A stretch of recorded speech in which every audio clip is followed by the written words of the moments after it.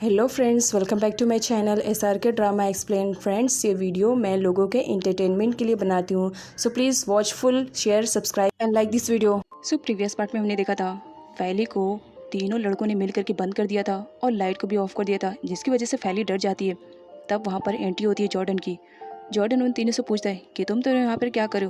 तब वो लोग झूठ बोल देते हैं कि हम लोग ने फैली की आवाज़ सुनी तो इसी वजह से हेल्प करने के लिए आए, बट लॉक हमें नहीं मालूम था।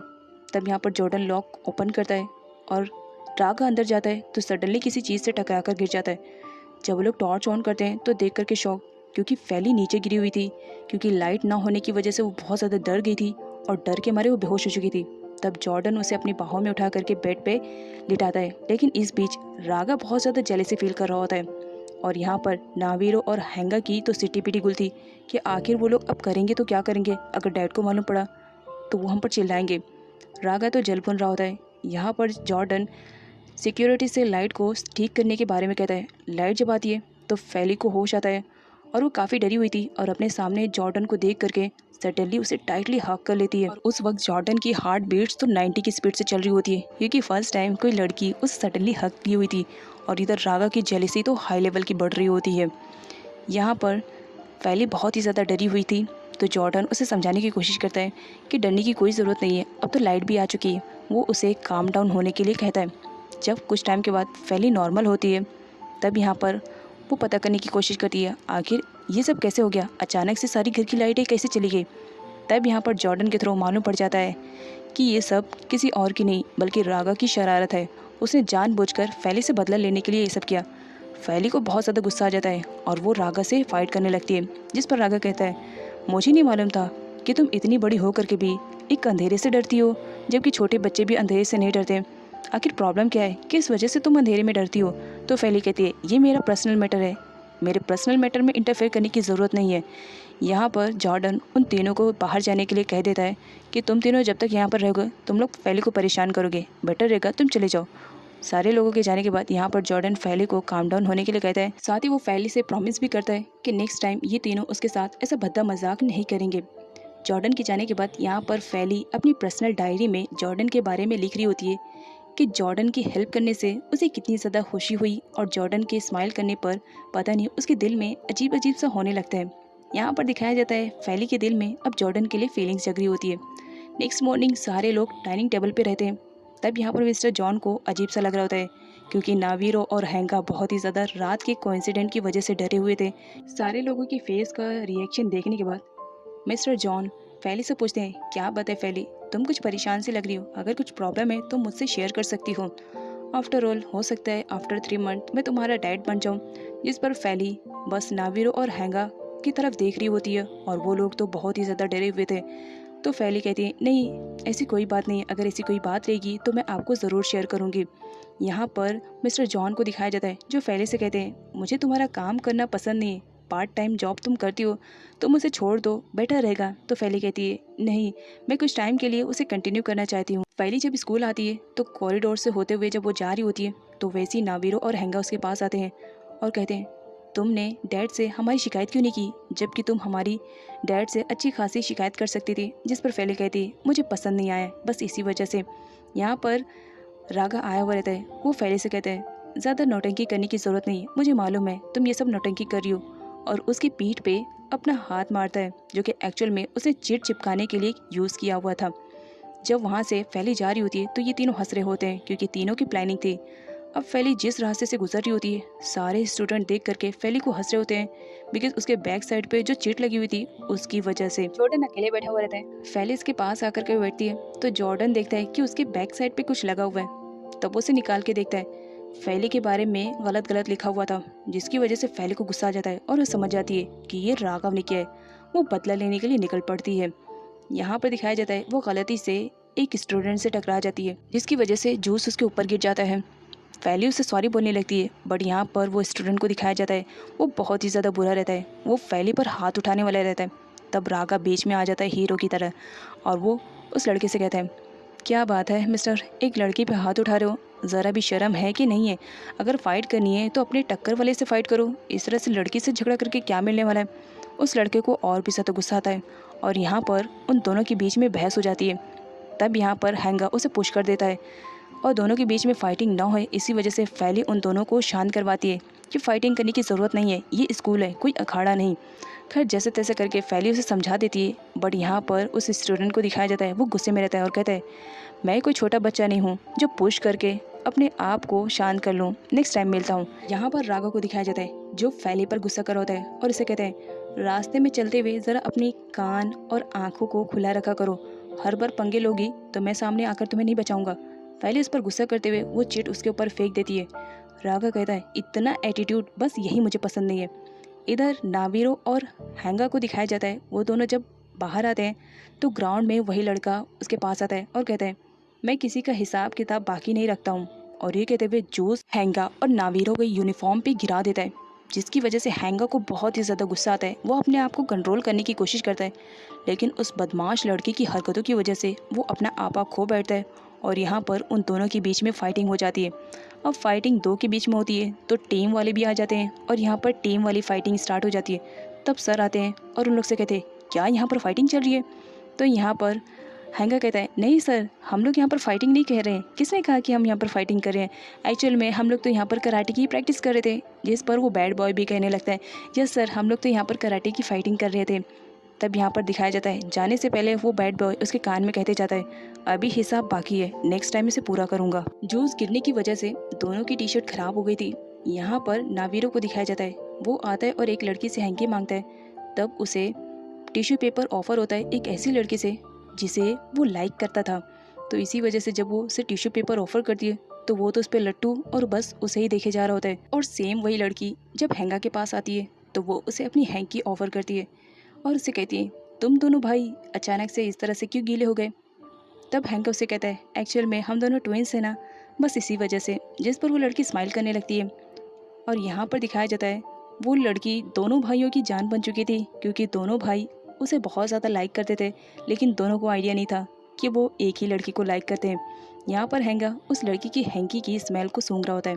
नेक्स्ट सीन में दिखाया जाता है क्लासरूम का। सारे बच्चे आफ्टर लंच जब वापस आते हैं तो यहाँ पर रागा बहुत ही ज़्यादा स्माइल कर रहा होता है। अब रागा स्माइल कर रहा है तो ज़रूर उसके पीछे कुछ ना कुछ तो उसने कांड किया होगा।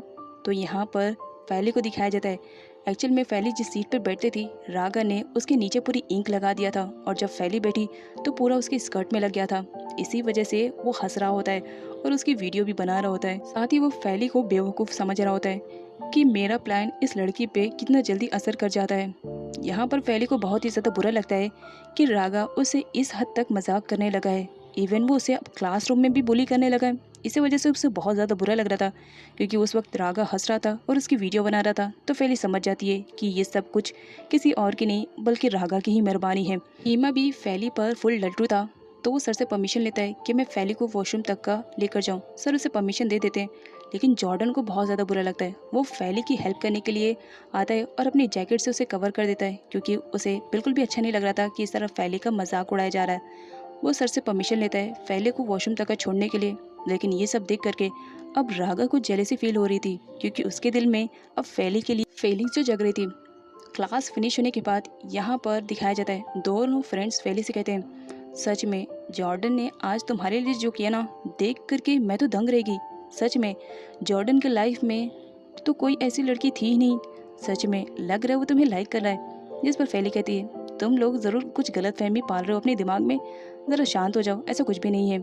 यहाँ पर हीम आता है और फैली को ऑफर करता है मैं भी उसी रास्ते से चल रहा हूँ, क्या मैं तुम्हें घर पर ड्रॉप कर दूँ? तो फैली मना कर देती है नहीं, एक्चुअल में मुझे अपने पार्ट टाइम जॉब के लिए जाना है, तो इस वजह से सॉरी मैं नहीं जा सकती हूँ तुम्हारे साथ। इधर ये दोनों बॉय तो उसी लड़की के सोच में एकदम दीवाने से हो गए थे। उन्हें तो बिल्कुल भी आइडिया नहीं था कि दोनों एक ही लड़की के बारे में सोच रहे हैं। यहाँ पर हैंगा नावीरो से कहते हैं तुम्हारे हाथ में ये टिश्यू पेपर क्या करिए, वो भी लड़कियों वाली। तब नावीरो हैंगा के ऊपर हंसते हुए कहते हैं तो तुम्हारे पास ये गर्ल वाली हैंकी क्या करिए? लग रहा है ऐसा तुम किसी लड़की को डेट करे हो, क्या किसी से प्यार श्यार करने लगे हो? तब हैंगा नावीरो से कहता है कुछ ऐसी समझ लो, लाइफ में एक लड़की आ गई है ब्रो, सच में बहुत ही ज़्यादा प्यारी और क्यूट है। तब नावीरो हैंगा से कहता है तो फिर ऐसा ही मेरे बारे में भी कुछ समझ लो, लाइफ में एक लड़की आई है, बहुत ही ज़्यादा प्यारी है और मैं उससे प्यार करता हूँ। किसी दिन फुर्सत में तुम्हें मिलवाऊंगा, लेकिन याद रखना वो सिर्फ मेरी है। जिस पर हैंगा कहता है तुम्हारी वाली में मैं कोई भी इंटरेस्ट नहीं रखूँगा, क्योंकि मेरी वाली खुद ही बहुत ही ज़्यादा क्यूट है। तब राग आता है और कहता है तुम दोनों अपनी ज़रा स्टूपिड वाली बातें बंद करो, फैली को घर से कैसे निकालना है, बस इसके बारे में सोचो। तुम दोनों तो अपनी बकवास भरी बातें लेकर के बैठ गए और मैं यहाँ पर परेशान हो जा रहा हूँ कि किस तरह फैली को मुझे निकालना है। जिस पर नावीरू कहता है, अब घर चलते हैं ना, फैली घर पर नहीं रहेगी, हमें थोड़ा आराम और रिलैक्स मिलेगा। तब रागा कहता है, फैली कहाँ गई? तो हैंगा कहता है, तुम्हें नहीं मालूम, वो अपनी पार्ट टाइम जॉब पर गई है। तो रागा कहता है, बस चलो अब वहीं पर जो करना है करेंगे। एक सीन में तीनों क्रेजी बॉय को दिखाया जाता है जो फैली के रेस्टोरेंट में पहुंचे हुए रहते हैं। यहाँ पर रागा कहता है, अब देखना मेरा प्लान सक्सेसफुल होकर ही रहेगा, किसी भी तरह इस फैली नाम की मुसीबत को अपने घर से बाहर निकालना है। फैली जब जूस लेकर के जा रही होती है तो रागा सडनली उसके पास आकर के उससे टकरा जाता है जानबूझकर और ऐसे रिएक्ट करने लगता है मानो फैली को तो मैंने देखा ही नहीं। इधर फैली और रागा आपस में फाइटिंग करना स्टार्ट कर देते हैं। वो दोनों बिजी रहते हैं और पीछे से हैंगा आकर के रागा का पर्स उसकी ट्रे के नीचे रख करके आराम से बैठ जाता है, मानो किसी थिएटर में मूवी लगी है और वो दोनों इंजॉय करके देख रहे हैं। यहाँ पर रागा ओनर को बुलाता है और उस पर फैली पर इल्ज़ाम लगाने लगता है कि तुम्हारी कैसी एम्प्लॉय है, एक तो अपना वर्क सही से नहीं करती है और ऊपर से ब्लेम मुझ पर लगाती है, गलती इसकी है, ये मुझसे टकराई और अपनी गलती मान भी नहीं रही है।